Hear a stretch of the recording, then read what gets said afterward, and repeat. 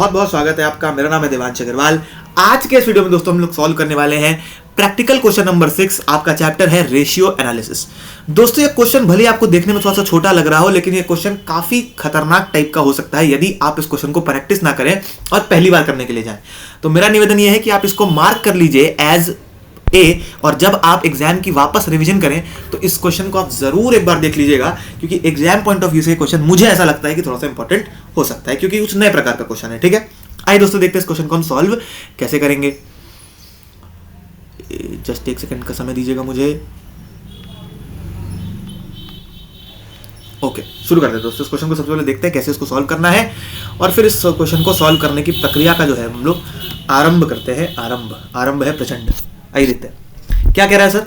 हमको क्या बनाना है सबसे पहले ये देखते हैं सर। बोल रहा है कि प्रिपेयर करिए एक समराइज्ड बैलेंस शीट 31 मार्च 2023 के लिए, और अज्यूम करिए कि कोई भी लॉन्ग टर्म डेट जो है वो कंपनी के पास नहीं है, यानी कि कोई भी लॉन्ग टर्म लायबिलिटी कंपनी की नहीं है सर। अच्छा, और देखते हैं क्या क्या दिया है सर। नेट वर्किंग कैपिटल दिया है सर, याद रखिएगा वर्किंग कैपिटल दिया है। वर्किंग कैपिटल मतलब क्या होता है sir, current asset minus current liability is equal to working capital. Working capital कितना दिया है सर, 4,80,000। ये कौन सा फॉर्मूला है सर, क्लास 12 में ही पढ़े थे, इसमें भी दोबारा पढ़ लिए।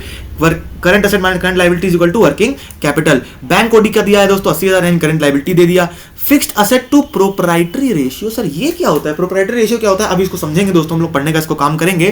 कितना है सर, 0.75। रिजर्व एंड सरप्लस दिया है 3,20,000 रुपए का।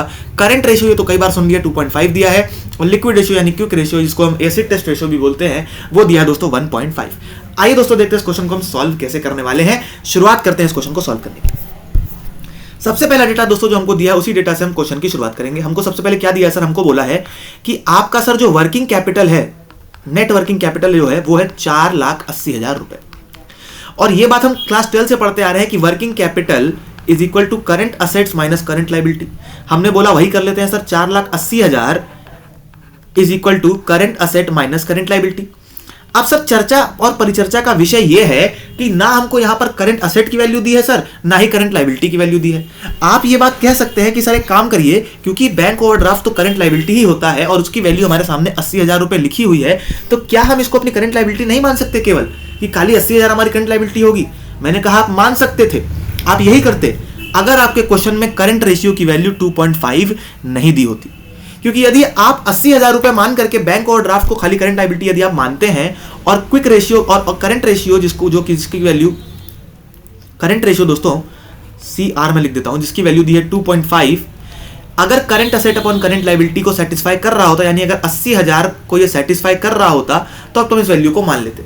लेकिन दोस्तों इस वैल्यू को ये सेटिस्फाई नहीं कर पा रहा है। आई होप आप समझ पा रहे होंगे कि इस वैल्यू को सेटिस्फाई नहीं कर पा रहा है, जिसके कारण दोस्तों हमने डिसाइड किया है कि हम इस वैल्यू को 80,000 खाली वैल्यू को वी कैन नॉट अज्यूम कि ये हमारी total liabilities, total current liabilities का पार्ट बनती है। ठीक है, इसमें और भी करंट लायबिलिटीज जुड़ी होंगी, तो हम कैसे निकालेंगे सर उसको, इसी फॉर्मूला से, करंट रेशियो के फॉर्मूला से। तो सर क्या बताया, करंट रेशियो कितना है सर, करंट रेशियो है आपका 2.5, जिसके बराबर है sir current asset upon current liability के। ठीक है सर, समझ में आ गया आपको। यानी कि करंट असेट की वैल्यू क्या हो गई, 2.5 करंट लायबिलिटी। बिल्कुल सर, एकदम हो गया। अगर current ratio 2.5 is equal to current asset upon current liability है, तो करंट असेट की वैल्यू कितनी हो गई सर, इसको क्रॉस मल्टीप्लाई किया 2.5 करंट लायबिलिटी।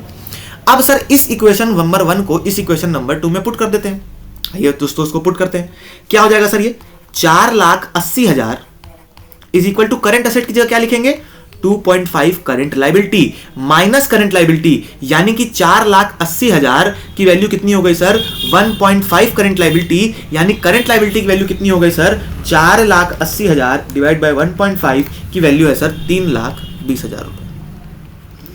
चेक करेंगे, आंसर आएगा 3,20,000 रुपए दोस्तों हमारी वैल्यू हो गई करंट लायबिलिटी की, यानी टोटल करंट लायबिलिटी कितनी है सर, 3,20,000 रुपए की। अब मैं एक काम कर रहा हूं सर, क्योंकि मैं यहां पर थोड़ा सा एक काम करता हूं कि मैं बैलेंस शीट बनाना शुरू कर देता हूं।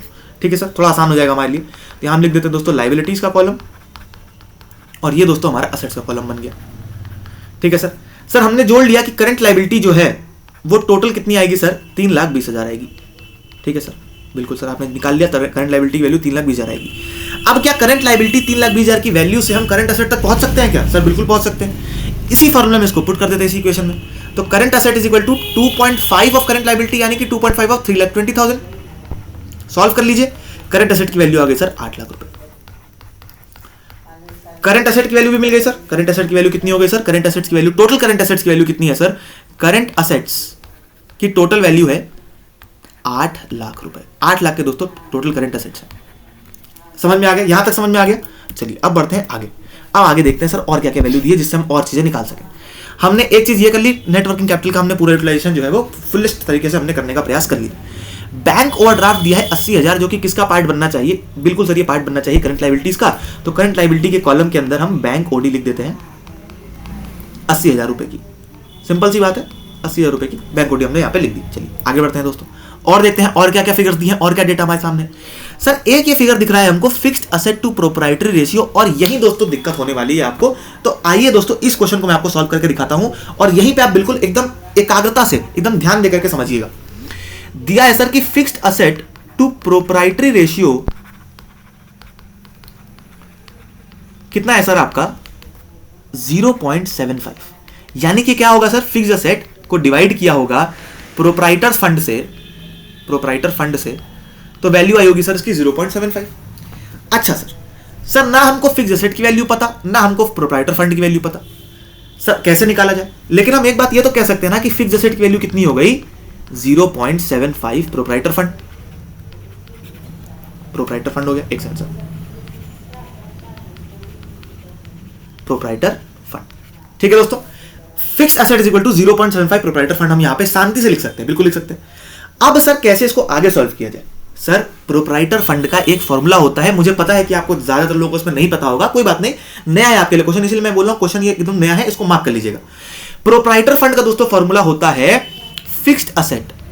क्या होता है सर? फिक्स्ड असेट्स प्लस, अगर आपको प्रोप्राइटर फंड कभी निकालना हो तो आप क्या करेंगे? Proprietor fund is equal to fixed asset plus net working capital में से लेस करते हैं हम लॉन्ग टर्म लायबिलिटीज यानी कि लॉन्ग टर्म डेट को। ठीक है दोस्तों, ये होता है दोस्तों प्रोप्राइटर फंड। यानी कि करंट एसेट में हम ऐड करते हैं जो working capital, net working capital यानी कि current asset minus current liability, और उसमें से लेस कर देते हैं हम लॉन्ग टर्म डेट को। तो हमारे पास क्या आता है दोस्तों? प्रोप्राइटर फंड आ जाता है। प्रोप्राइटर फंड का एक फॉर्मूला और होता है दोस्तों, क्या होता है? Capital plus total capital plus reserve and surplus. इस केस में दोस्तों हमारे पास रिजर्व एंड सरप्लस का फिगर तो है, लेकिन कैपिटल का फिगर ना होने के कारण हम इस फॉर्मूले से नहीं निकाल सकते, इसलिए हमने ये वाला फॉर्मूला चुना है। ठीक है, लेकिन इस फॉर्मूले का भी दोस्तों हम यहाँ पे अभी काम लेने वाले हैं, आगे चल के इसका भी काम आएगा।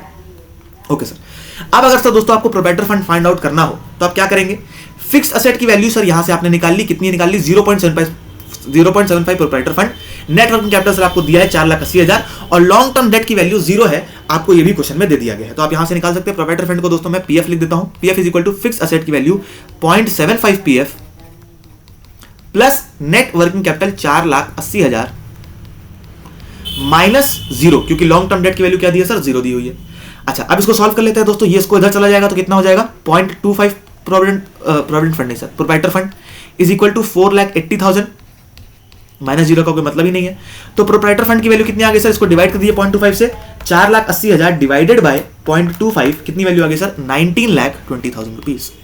सर 19,20,000 रुपीज क्या है सर? यह है प्रोप्राइटर फंड। यानी कि इस प्रोप्राइटर फंड के अंदर 3 चीजें मौजूद है सर। क्या क्या 3 चीजें मौजूद है सर?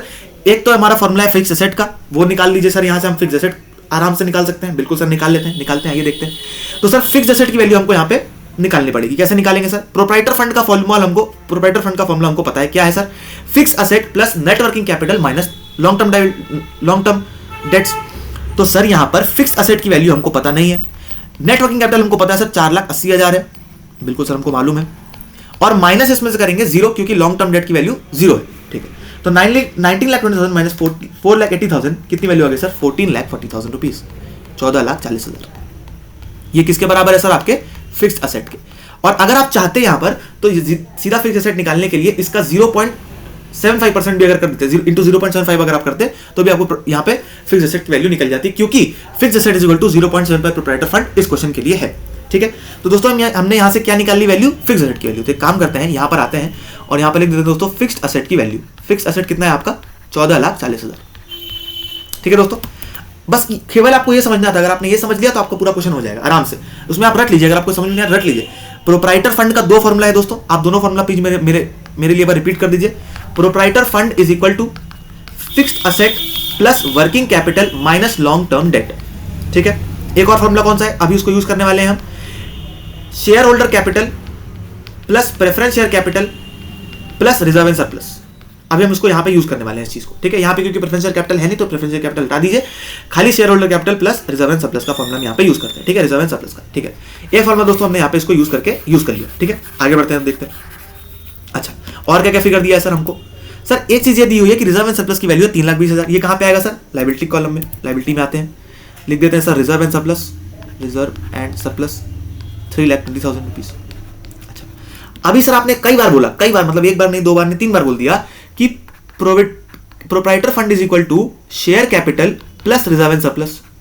अगर सर प्रोप्राइटर फंड है 19,20,000 टोटल हमने अभी निकाला है, शेयर कैपिटल की वैल्यू हमको पता ही नहीं है कि शेयर कैपिटल कितना है, रिजर्व एंड सरप्लस हमको पता चल गया दोस्तों 3,20,000 है, तो क्या यहां से हम शेयर कैपिटल नहीं निकाल सकते? क्या बिल्कुल निकाल सकते हैं सर। कैसे निकालेंगे? 19,20,000 में से लेस कर दीजिए 3,20,000, वैल्यू आ गई सर 16 लाख रुपए, और यही दोस्तों है आपका शेयर होल्डर कैपिटल। अब आइए यहाँ पे, यहाँ लिख देते हैं capital by share holder, capital के कॉलम में लिख देते हैं कैपिटल 16 लाख रुपीज। समझिएगा बात समझेंगे आगे बढ़ेंगे, बात समझेंगे आगे बढ़ेंगे। ओके, 16 लाख, ये दोस्तों आ गया 16 लाख रुपीज। क्लियर है दोस्तों? यहाँ तक की वैल्यू एकदम क्लियर हो गई होगी आपको। चलिए अब आगे बढ़ते हैं, एक चीज और बात कर लेते हैं सर। एक चीज यहाँ पे दिया सर, क्विक लिक्विड रेशियो, यानी कि क्विक रेशियो यहाँ पर दिया हुआ है सर। क्विक रेशियो का फॉर्मूला क्या होता है सर? क्विक रेशियो का सिंपल सा फॉर्मूला ये है कि क्विक रेशियो के लिए आपको एक काम करना चाहिए, आपको अपनी करंट एसेट्स को लिखना चाहिए, उसमें से इन्वेंट्री को माइनस कर देना चाहिए और उसको डिवाइड कर देना चाहिए सर आपको आपकी करंट लायबिलिटीज से। करंट एसेट की वैल्यू हमको पता है क्या? बिल्कुल सर, बिल्कुल पता है, बिल्कुल मालूम है सर। कितना है? 8 लाख रुपए का अभी हमने निकाला है सर यहाँ पे 8 लाख रुपीज। हमने बोला सर करंट एसेट की वैल्यू हमने लिख दी 8 लाख। इन्वेंट्री की सर वैल्यू तो हमको मालूम है ही नहीं, इन्वेंट्री मैं लिखता हूँ, अभी हमको निकालना है। उसको डिवाइड कर दिया मैंने किससे? करंट लायबिलिटी से सर। किससे डिवाइड कर दिया सर मैंने? करंट लायबिलिटी से। करंट लायबिलिटी सर मेरी कितनी हो गई? करंट लायबिलिटी की वैल्यू यहाँ पे निकाली थी सर हमने 3,20,000 आई बिलीव, हाँ जी 3,20,000, 3,20,000। ये किसके बराबर है सर? ये बराबर है 1.5 के। एक काम करेंगे हम, खेल खेलेंगे क्रॉस मल्टीप्लीकेशन का।